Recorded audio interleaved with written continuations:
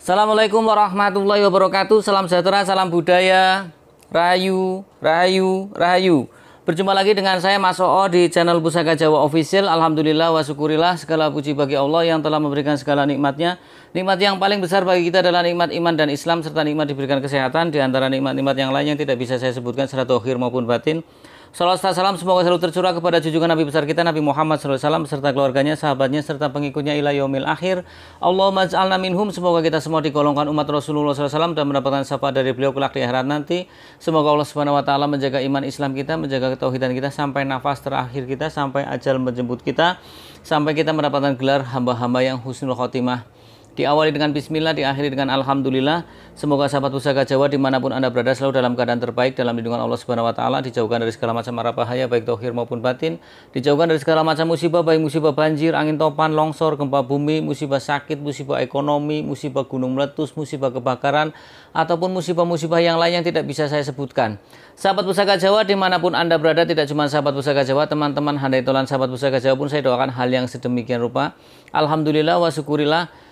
Pada pagi hari ini Allah memberikan ridhonya sehingga Al-Fakir bisa membuat satu video ya, mudah-mudahan apa yang saya sampaikan menjadi ladang ibadah saya kelak di dunia maupun di akhirat, tidak menjadi satu kemudorotan baik di dunia maupun di akhirat, karena apa yang saya sampaikan adalah pada dasarnya hanya menyampaikan satu keilmuan warisan dari leluhur Nusantara berbentuk budaya, bentuknya adalah tosan aji.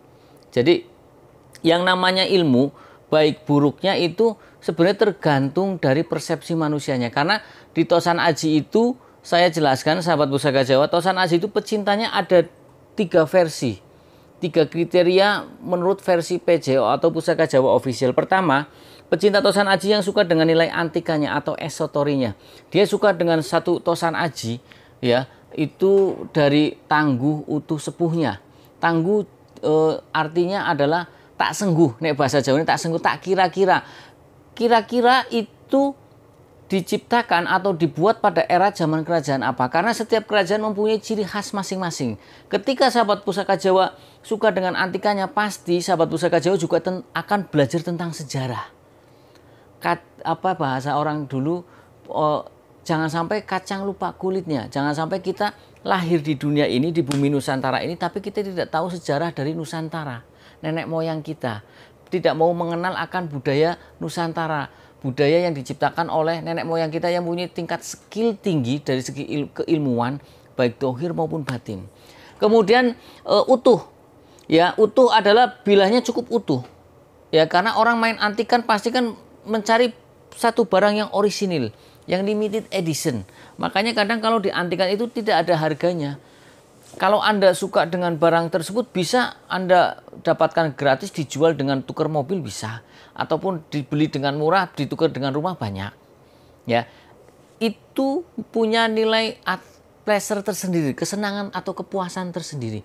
Yang ketiga adalah sepuh.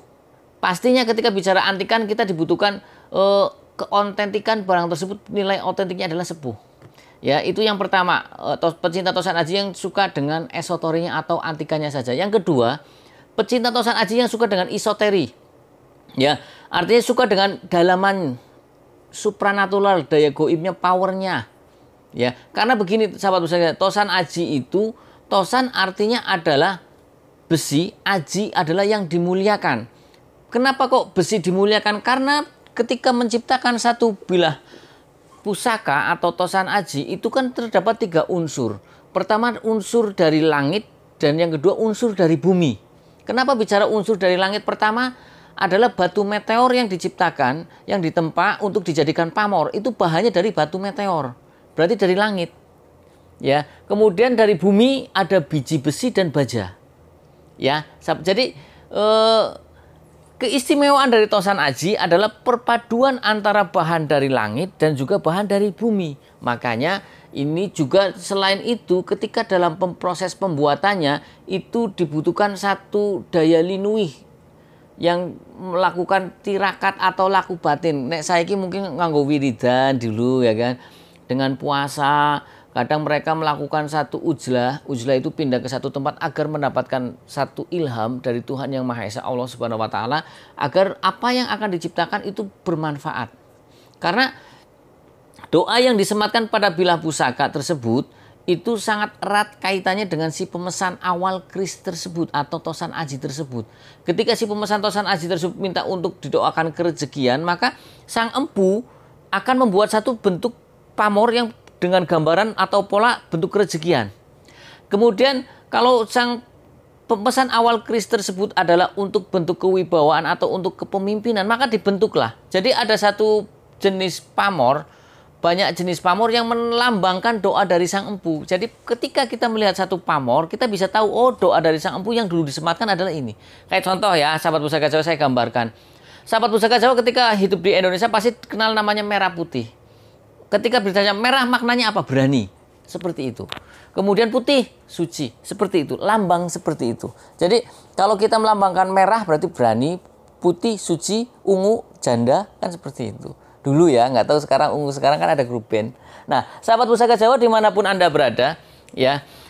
Yang ketiga adalah orang yang suka dengan cinta dua-duanya, isoteri maupun esotorinya. Jadi dia suka dengan keutuhan, tangguh sepuhnya, kemudian juga suka dengan isinya. Ini spesial dua orang ini. Yang ketiga ini ya. Nah, sahabat Pusaka Jawa, kali ini saya akan membabar satu bilah pusaka berbentuk pedang. Tentunya pedang juga ada dua macam kalau kita kerucutkan secara fungsional, yaitu pertama pedang sabet dan pedang tusuk. Kalau pedang sabet lebih besar daripada pedang tusuk karena dia bilahnya besar. Karena untuk menebas atau membabat wong. Biasanya untuk titik berat pada pedang sabet itu ada di ujung bilah. Beda dengan pedang tusuk, nanti saya babarkan lagi. Nah, kedua adalah pedang tusuk. Pedang tusuk adalah bilahnya biasanya akan meruncing lebih ramping di ujung karena dia untuk menusuk agar lebih ringan. Perbedaan pedang tusuk dan pedang sabet sangat signifikan, sangat beda sekali. Dan juga biasanya untuk penggunaan pedang sabet maupun pedang tusuk juga untuk level tertentu. Kayak pedang sabet biasanya karena bilahnya cukup tebal, panjang, dan titik tumpu yang di ujungnya lebih besar, maka biasanya dipakai untuk orang yang perawakan atau badannya besar. Karena jika salah memainkan pedang, maka tangan ini, pergelangan tangan bisa terkilir. Dibutuhkan satu keahlian khusus. Ya. Nah, kemudian untuk pedang tusuk itu biasanya untuk orang yang berperawakan lincah. Kecil nggak apa-apa karena lebih difokuskan pada ujung bilah untuk menusuk agar gerakannya lebih ringan. Nah, yang akan saya babar ini adalah pedang sabet. Ini pedang sabet ini saya dapat dari dulu almarhum Pak Darsono. Dia termasuk senior atau sesepuh di Tosan Aji di wilayah Tegal. Kebetulan dari koleksi beliau hampir mayoritas ke saya. Beliau semenjak hidup itu versi saya yang saya tahu itu kayaknya nggak pernah jual pusaka. Pusaka kalau sudah masuk ke dia jarang lepas. Kalaupun dia mau melepas pasti dikehibahkan ke orang, tidak dibayarkan atau dimaharkan. Itu istimewanya dari almarhum Pak Darsono. Setelah meninggal sekitar 4 bulan atau 3 bulan, istrinya telepon saya. Mas, saya mau ngobrol penting. Nah dari situ sekitar 100 lebih pusakanya tak boyong. Alhamdulillah, dan ini termasuk salah satu pusaka beliau.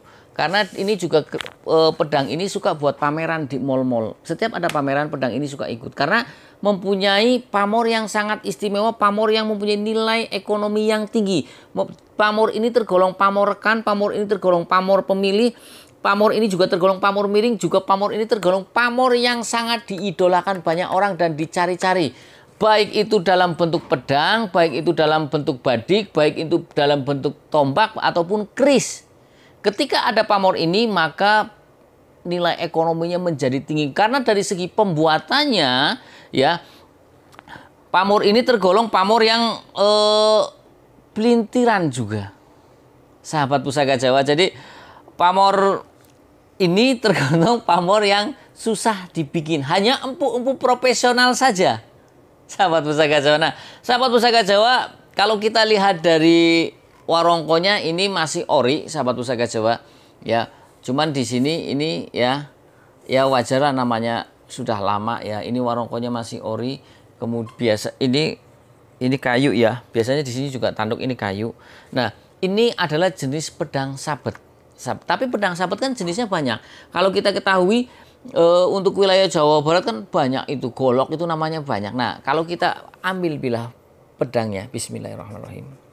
Bentar sahabat Pusaka Jawa, karena nah ini lupa saya ukur sahabat Pusaka Jawa ya. Ini kemungkinan sekitar ada berapa ya? Bentar, ini saya ukur di keramik. Ini 40. Mungkin ini sekitar 70 cm. 70 cm atau 65 sentian ini. Cukup panjang sahabat Pusaka Jawa, di bawah ini cukup tajam. Sahabat Pusaka Jawa, coba saya dekatkan ke kamera ya. Ini pamornya sangat rapi ya, jelas ini garapnya garap empu yang sangat profesional atau empu yang sudah terlatih ya. Dari garapnya saja, rancang bangunnya saja sudah bagus. Ya, dari trap-trapan pamornya, sahabat Pusaka Jawa ini sudah bagus. Pamornya pula hanya bisa dibikin oleh empu-empu yang sudah jam terbangnya sudah tinggi. Mungkin kalau untuk pilot jam terbangnya lebih dari 12.000 kali. Ya, seperti itu. Sahabat Pusaka Jawa dimanapun Anda berada, ya, ini adalah jenis pamornya adalah pamor lar gangsir. Nanti kita babar tentang makna filosofi dari pamor lar gangsir. Ya. Pamor lar gangsir itu dihasilkan dari lipatan dan puntiran. Jadi tidak gampang untuk bikin satu pamor di bilah tosan aji dengan pamor lar gangsir seperti ini. Pamor lar gangsir tergolong pamor yang susah didapat. Pamor lar gangsir tergolong pamor miring, pamor lar gangsir tergolong pamor rekan. Artinya pamor yang sengaja dirancang terlebih dahulu oleh sang empu. Pamor lar gangsir adalah pamor pemilih. Artinya tidak semua orang dapat cocok untuk memilikinya. Kenapa? Nanti saya sebutkan. Sahabat Pusaka Jawa dimanapun Anda berada, kalau kita bicara tentang lar gangsir, lar artinya sayap, gangsir adalah nama satu ekor binatang. Bahasanya apa ya? Nama masa sebuah binatang. Kalau buah kan untuk buah, bukan, yaitu nama binatang ya, yaitu abangnya jangkrik. Kenapa dibilang abangnya jangkrik? Karena gangsir itu ya jangkrik tapi dia lebih besar dan warnanya lebih cerah. Mungkin kalau jangkrik hitam ya, kalau gangsir biasanya coklat hampir kemerahan. Kalau orang Brebes Tegal bilang jalibang lah ya. Nah, saya dekatkan sahabat Pusaka Jawa. Ya. Ini polanya seperti yang di sayap gangsir. Ya. Yang di sayap pada gangsir. Ya, sahabat Pusaka Jawa. Dan kalau kita bicara tentang gangsir, gangsir adalah binatang yang pendiam dan hidupnya di dalam tanah. Kalau jangkrik kan hidupnya kadang di balik bebatuan ya. Terus berisik kalau jangkrik itu. Kalau gangsir tidak. Dia akan berbunyi sewaktu-waktu saja. Dan gangsir adalah seorang petarung. Dulu waktu saya kecil ketika kita punya gangsir, atau kalau orang Brebes Tegal bilang jalibang, kita adu dengan jangkrik yang biasa. Itu pasti kalah. Dan gangsir itu orangnya pantang menyerah. Kalau bertarung sampai titik darah penghabisan. Gladiator bahasanya lah ya. Ya sahabat Pusaka Jawa yang suka dengan film Gladiator. Itu mumpuni kan. Ya gangsir itu kalau diadu perbandingannya dengan jangkrik biasa itu mungkin 10 jangkrik 1 gangsir. Karena dia lebih besar. Walaupun kakinya patah, diserang manapun dia tinggal satu yang di belakang paha ya, kaki belakang itu dia tetap jalan dan menang. Ya, jadi gangsir itu jangkriknya pendiam, jarang bunyi. Tapi kalau sudah mengamuk atau mengeluarkan satu kekuatannya, itu jangkrik-jangkrik yang lain kalah. Oke, sahabat Pusaka Jawa dimanapun Anda berada, tadi saya sebutkan lar artinya sayap, gangsir ada yang bilang gemangsir. Gemangsir artinya gagah. Ada yang memaknai bahwasanya hidup itu jangan, lar itu sayap itu atau jangan sombong. Ojo dumeh. Nek wong Jawa ngomong kuwi ojo dumeh. Jangan sombong karena semua yang kita miliki di dunia ini adalah hanya titipan. Juga dulu ada satu kisah konon katanya min auliyaillah pada era kerajaan Demak itu, yaitu Sunan Kalijogo ketika akan melantik atau memberikan satu bilah keris kepada Raden Patah. Raden Patah itu putra dari Putri Cempo. Cempo sekarang apa ya? Bangkok atau Thailand kali ya, atau Vietnam. Pokoknya wilayah Indo-Melayu. Ya dulu Brawijaya terakhir, Brawijaya 5 itu pernah punya sakit, ya sakit satu penyakit yang kemudian menurut dari para penasehat spiritualnya beliau akan sembuh ketika menikahi Putri Kuning. Lah Putri Kuning karena kenapa dinamakan Putri Kuning? Karena Putri Cempo itu maaf untuk orang-orang Indo-Melayu sana kan orangnya putih-putih tapi kadang kuning langsat. Ya kan? Nah, kemudian melahirkanlah seorang, tapi itu bukan permaisuri dijadikan cuman selir, sembuh. Tapi dari hasil pernikahan tersebut membuahkan satu anak karena namanya Cina, ibunya dari Cina, nama Cinanya Jinbun. Dan kemudian tinggallah di Palembang, sahabat Pusaka Jawa. Tinggal di Palembang, diasingkan di Palembang, kemudian sampai besar, carilah bapaknya yaitu Raja Brawijaya terakhir. Kemudian Jinbun itu mendapat asuhan dari para wali songo. Kemudian beragama Islam, ya, mendirikan satu kerajaan Kasultanan Islam pertama di Pulau Jawa, yaitu Kasultanan Demak, sahabat Pusaka Jawa. Nah, kemudian bergelar Raden Patah ketika Sunan Kalijaga Sunan Kalijaga memberikan keris berpamor Largangsir, ya. Konon katanya dapurnya saya kurang begitu paham karena dari beberapa literatur tidak dijelaskan apakah dapur keris itu namanya tidak dijelaskan. Itu beliau mengatakan ya bahwasanya Largangsir itu ada gelar Agemaning Siro. Ya, jadi ketika mengatakan gelar Agemaning Siro artinya gini loh. Gelar yang dipakai panjenengan itu hanya sebuah titipan untuk dunia saja. Jadi kamu jangan sombong. Walaupun kamu menjadi seorang raja, kamu tetap khodim, tetap pelayannya masyarakat kamu. Jangan sampai, kadang begini sahabat saya, tidak gampang untuk menjadi seorang pemimpin. Tidak gampang untuk menjadi seorang leadership. Paling kecil kalau sudah menikah ya jadi kepala rumah tangga yang laki-laki. Paling kecil lagi memimpin diri sendiri, pribadi sendiri, yang masih sendiri ya, itu nggak gampang. Ya, jadi untuk menjadi seorang pemimpin dibutuhkan satu manajemen yang rumit. Ya, apalagi seorang pemimpin umumnya nih, seorang pemimpin tidak cukup hanya soleh saja, hanya mementingkan kepentingan spiritual saja, tapi tidak mementingkan kebutuhan masyarakat atau rakyatnya.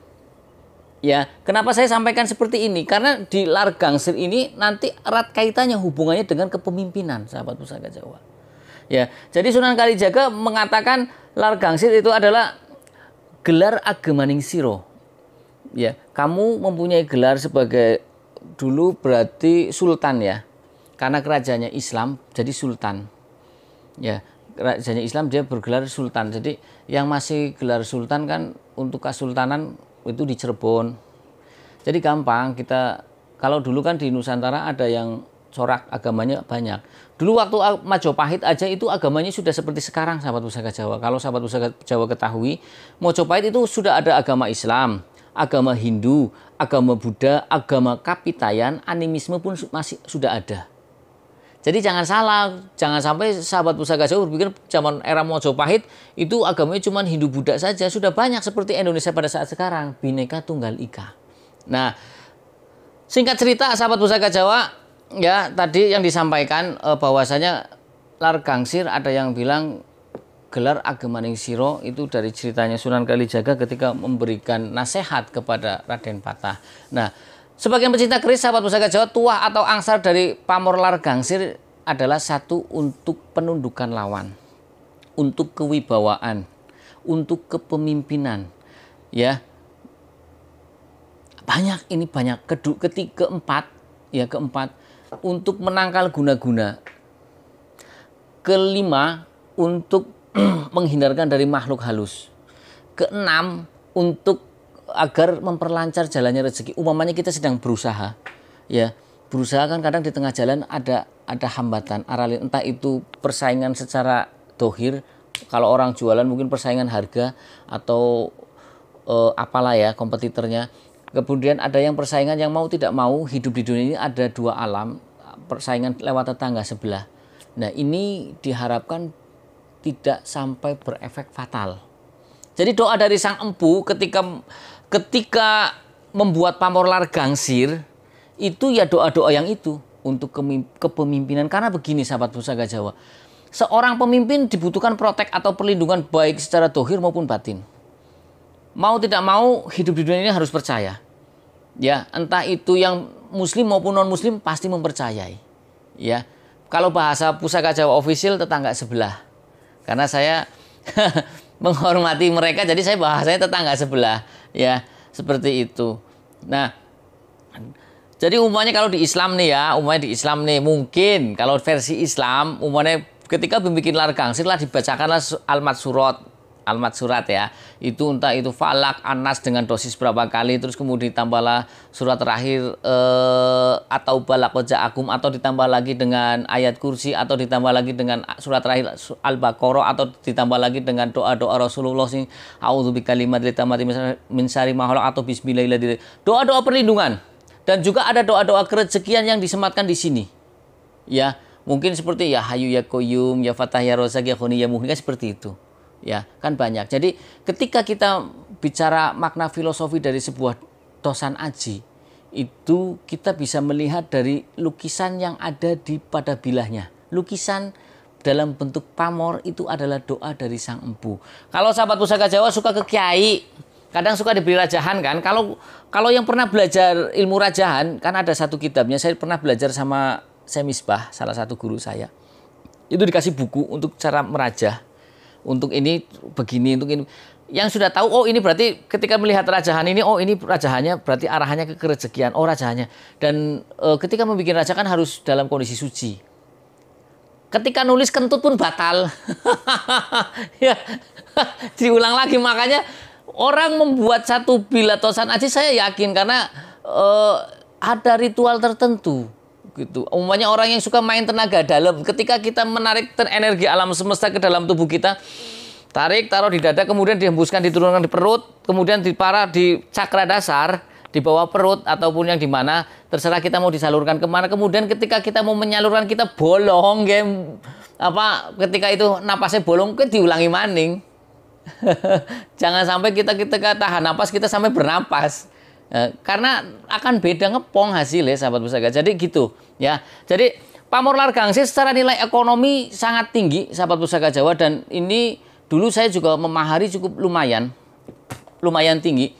Ini di saya sudah lama sahabat pusaka Jawa, cuman karena saya kadang ketika akan membabar satu bila pusaka itu sesuai mood. Iya, karena nggak gampang. Kadang saya tak lihat dulu mana ya yang bikin mood saya. Kalau saya banyak di meja saya itu yang kadang saya mau mereview satu tosan aja tak tumpuk depan. Ada yang sampai bulanan di meja saya nggak saya babar. Ada seperti itu. Padahal udah di meja saya tinggal dibikinkan klip on kamera selesai. Tapi ya itu tadi ya, manusia itu kadang pusaka itu membawa ini masing-masing sahabat pusaka Jawa. Ya. Jadi sahabat pusaka Jawa dimanapun Anda berada, kalau kita bicara tentang tosan aji, kita mempunyai dua keberuntungan. Apa keuntungannya? Pertama, investasi. Saya bilang investasi ini bicara tentang sahabat pusaka Jawa yang milenium, yang lebih arahannya kepada yang logika saja. Kita main antikan saja. Kita nabung. Ya, kita nabung tak ajak berbisnis. Kita nabung. Bunganya berapa? Katakan deposit berapa, Sok? Bisa diambil kapan? Kalau main antikan, kita beli katakan 100 perak bisa dijual 500 perak atau 200 perak atau 150 perak, ada untung. Kedua, keuntungan yang kedua adalah kita bisa menikmati barangnya, keindahannya.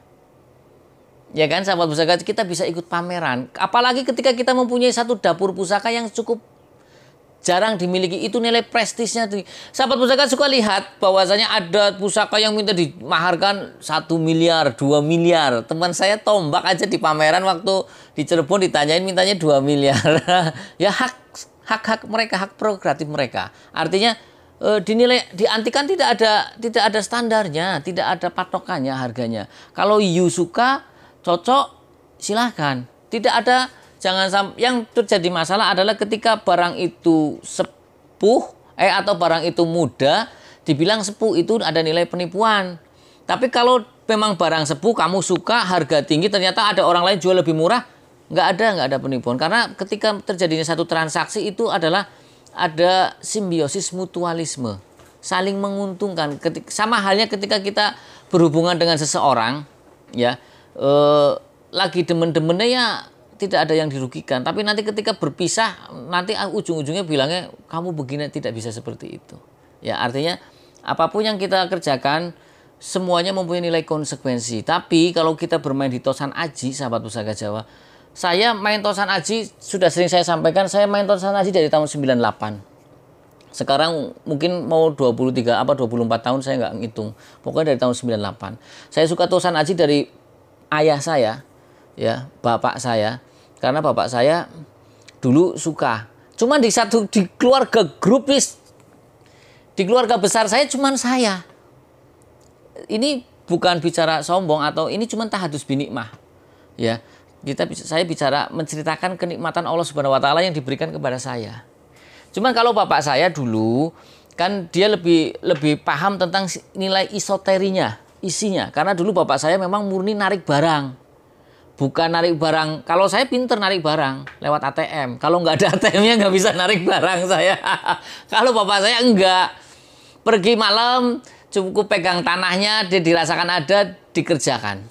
Itu memakai ada jurusnya, juga memakai tenaga dalam juga. Kalau hari itu bisa keluar, tapi nggak mungkin sama warongkonya, cuma besinya saja. Kan seperti itu. Jadi kalau main narik keris sampai warongko-warongkonya hebat gue. Ya, seperti itu sahabat Pusaka Jawa. Nah, saya suka melihat bapak saya jamasi pusaka. Jamasi beda dengan warangan. Bapak saya ahli menjamasi karena ini saya cerita ya. Jamasi beda. Jamasi itu yang tiap tahun, kadang kalau di keraton mana Kasepuan atau Kanoman itu kan muludan. Jamasinya pada muludan. Cuman kalau untuk keraton Solo tiap satu suro, satu Muharram. Ya kan seperti itu. Nah, begitu sahabat Pusaka Jawa. Jadi kenapa saya suka dengan tosan aji dari dulu gitu. Kebetulan juga dengan adanya media sosial seperti ini, kita belajar tosan aji itu sangat gampang. Karena ilmu perkerisan dulu sangat disembunyikan sahabat Pusaka Jawa. Hanya golongan keraton saja yang boleh mengetahuinya. Karena ilmu keris itu dianggap sebagai ilmu yang sinengker. Keris itu dari kata sinengker lan aris. Kenapa dinamakan sinengker lan aris? Sinengker itu yang disembunyikan, aris itu kebijaksanaan. Kalau kita bicara tentang keris atau tosan aji itu mempunyai makna filosofi. Ya seperti halnya leluhur kita memakai tumpeng, bubur merah putih itu ada maksudnya. Cuman kadang kalau kita yang tidak tahu makna filosofinya ngomongnya sirik. Contoh ya, pada keris ada luk 1, luk 3, luk 5, luk 7, luk 9 dan luk 11 juga luk 13. Ya kan? Itu yang dipakem. Luk 3 mempunyai makna filosofi tersendiri. Luk 5 mempunyai makna filosofi tersendiri. Ya kan? Itu baru luknya saja. Kita bicara kembang kacang. Kembang kacang yang ada pada keris itu kan ke bawah, gelung begitu. Ya kan? Kembang kacang mempunyai makna filosofi. Kita sebagai manusia, sehebat-hebatnya kita, segagah-gagahnya kita, secantik-cantiknya kita, sekaya-kayanya kita, sepinter-pinternya kita, jangan sombong, tirulah ilmu padi. Itu sahabat Pusaka Jawa. Kalau kita gali tentang makna filosofi dari tosan aji, pasti kita, iya ya, leluhur kita sangat punya budidaya yang adiluhung, yang sangat agung. Itu. Nah, sahabat Pusaka Jawa dimanapun Anda berada, kalau kita lihat dari besinya, ini ya, besinya ini seperti urat-urat di lautan, kemudian warnanya hitam kebiruan, kok kebiduan, biduan tak penyanyi. Ini adalah jenis besi karangkijang. Kita ketahui besi banyak jumlahnya. Ada besi karangkijang, ada besi pulau sani, ada besi mengkangkang, ada besi walulin, ada besi katub, ada besi ambal, ada besi welangi. Terus ada banyak. Nah ini besi karangkijang adalah pendetanya besi. Pendetanya besi berarti kalau kita bicara pendeta. Pendeta kan orang yang disepuhkan Pendeta adalah orang yang dicari pendapatnya, panditoneng besi. Berarti bahasanya kayak kalau di buku keris Karanggijang paling pertama besi Karanggijang ya. Kemudian tuah atau angsarnya adalah dingin dan ampuh. Ya, jadi besi Karanggijang tergolong besi yang sangat dicari. Sang empu ketika membuat satu bilah pusaka itu mereka dari bahan besinya pun sudah pilihan, apalagi dari bahan pamornya juga. Kemudian ketika akan membuat pamor pun disesuaikan dengan kebutuhan si pemilik apa yang diminta. Umpamanya gini nih. Kalau kelasnya raja, sahabat pusaka Jawa saya ceritakan, kalau kelasnya raja itu yang datang empu kepada rajanya. Tapi kalau kelasnya yang orang awam yang datang ke empu. Karena secara strata sosial atau status sosial, raja lebih tinggi, empu di bawahnya. Empu itu seorang yang dituakan, dia seorang spiritualis, dia juga seorang ahli tempa. Skillnya tinggi dalam hal besi. Dia juga seorang pemberi solusi. Ketika datang kayak sahabat pusaka Jawa ada satu permasalahan ke salah satu ke asadid atau ke masayih, ke kiai. Pak Kiai, saya jualannya sepi Pak Kiai. Terus kayak gini, saya pengen jadi orang kaya. Saya minta pendapat Pak Kiai bagaimana. Sang Kiai itu melihat orang ini, ya kan, orang ini tak kasih wiridan dengan dosis yang banyak, pasti nggak bakalan dikerjakan. Kenapa? Sembahyangnya bilang bentong atau nggak pernah sholat, pasti kaget, pasti cuma 1 hari 2 hari, apalagi ditambah puasa. Makanya kadang Kiai memberikan matengan bentuk air, didoakan diminum atau dicipratkan pada jualannya agar dikasih keberkahan dari doa-doa tersebut. Doanya kepada siapa? Kepada Tuhan Yang Maha Esa, Allah Subhanahu wa taala. Yang jadi masalah ketika kita mempercayai ketika hasil itu dari air itu. Tapi kalau kita kembalikan itba'nya, kita sandarkan kepada Allah Subhanahu wa taala, kita hanya syariat saja. Seperti halnya kita pengen kenyang, kalau pengen kenyang ya kita makan. Tidak harus dengan nasi, bisa dengan roti, dengan jagung, ketela atau yang lainnya. Hakikatnya yang mengenyangkan adalah Allah Subhanahu wa taala, Tuhan Yang Maha Esa. Tosan aji pun sama. Empu ketika memberikan solusi dalam bentuk fisik, doa yang disematkan di sini agar dibawa-bawa. Kemudian ya, sahabat pusaka Jawa, kemudian zaman dulu zaman sekarang kan beda. Zaman dulu kan jarang ada rumah, banyak perampok. Jadi selain doa dan harapan untuk sifat kandel, ya, nggak tetek-tetek, itu juga bisa untuk perlindungan, digunakan untuk ketika kepepet, entah itu bentuk golok, entah keris-keris, kan itu sebenarnya dulunya adalah senjata raket, senjata jarak pendek. Dulu zaman era Mojopahit itu setiap anak yang lahir itu pasti bapaknya membuatkan keris. Iya. Dan ketika anak itu lahir, ketika anak itu sudah dewasa, dia bisa melihat, oh bapak saya kepengen saya jadi seperti apa, bisa dilihat dari keris. Kok bisa begitu Mas? Oh, karena mempunyai makna filosofi.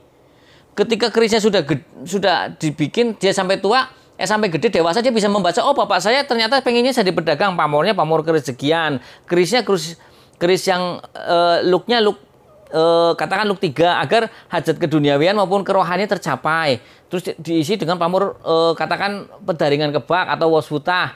Berarti bapak saya supaya saya jadi orang yang mapan, jadi orang yang kaya. Itu kalau kita bisa membaca contoh ilmu-ilmu yang seperti ini, kenapa jarang orang mengetahui di zaman milenial? Karena diserang oleh satu paradigma yang mengatakan bahwa keris itu hubungannya erat dengan klinik, keris hubungannya dengan syirik.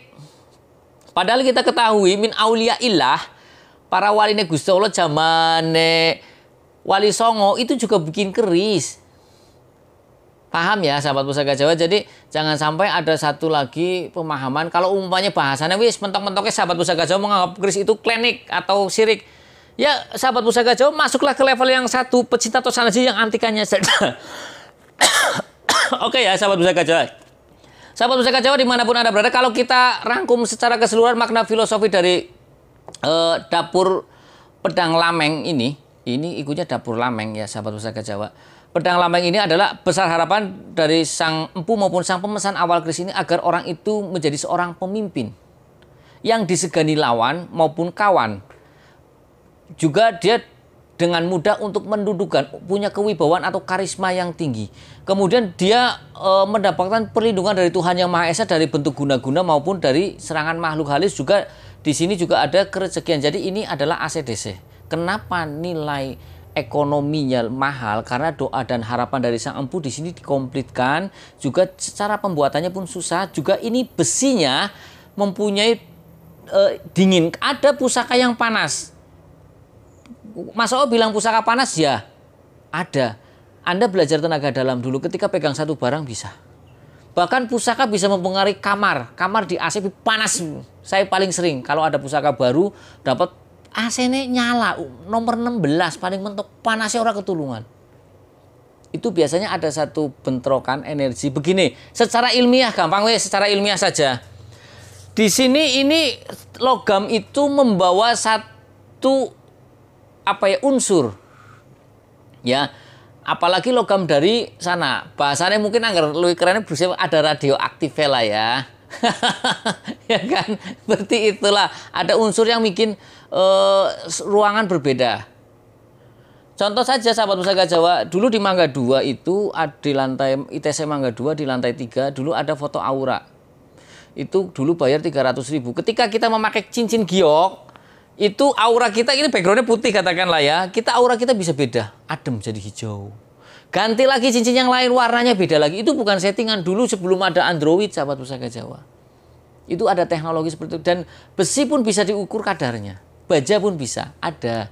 Itu urusannya dengan orang yang kalau unsur kebesian meteorologi ya, seperti itu. Nah, sahabat Pusaka Jawa dimanapun Anda berada, tadi sudah saya jelaskan bahwasanya doa dan harapan dari Sang Empu ini adalah agar orang itu menjadi seorang pemimpin yang disegani oleh kawan maupun lawan, mempunyai karisma dan wibawa yang besar, dilindungi dari segala macam hal-hal yang negatif, baik dohir maupun batin, baik dari guna-guna maupun juga dari gangguan makhluk halus. Kemudian di sini juga ada unsur kerezekiannya. Mudah-mudahan ketika menjadi seorang pemimpin, dia menjadi orang yang rezekinya banyak. Jangan sampai menjadi pemimpin tapi rezekinya nggak banyak. Karena zaman sekarang orang kalau kaya dihargai, kalau nggak kaya kadang dianggap sebelah mata, ya. Dan kenapa ini dikatakan pamor pemilih? Ya mungkin akan lebih cocok dimiliki oleh seorang pemimpin, entah itu panglima perang lah, entah itu pemimpin sebuah perusahaan lah, atau mentok-mentoknya pemimpin rumah tangga wis. Ya sahabat Pusaka Jawa, sahabat Pusaka Jawa dimanapun Anda berada, kalau kita lihat dari garapnya, atau pasikutannya ini kemungkinan adalah di era-era Mataram Senopaten sahabat Pusaka Jawa. Kalau kita lihat dari besinya dan pasikutannya, ya, kita ketahui Mataram Senopaten pendirinya adalah Panembahan Senopati, ya, beliau raja yang besar, ya, raja yang cukup besar dan sampai sekarang kerajaannya ada. Oke sahabat Pusaka Jawa dimanapun Anda berada, semoga sahabat Pusaka Jawa dapat mengambil sisi positif dari apa yang saya sampaikan. Sahabat Pusaka Jawa yang baru nonton channel YouTube saya, silahkan pencet tombol subscribe, like, share, and comment, kemudian pencet tombol notifikasi lonceng untuk mendapatkan video-video terupdate to date dari saya. Apabila sahabat Pusaka Jawa ingin request nama dapur, silahkan komentar di kolom komentar. Jika ada saya babar, jika tidak dapat PR, jika tidak maafkan, minta dimaafkan. Kesalahan mutlak milik saya, kebenaran milik Allah Subhanahu wa taala. Akhirul kalam, assalamualaikum warahmatullahi wabarakatuh. Salam sejahtera, salam budaya. Rahayu, rahayu, rahayu. Alhamdulillah.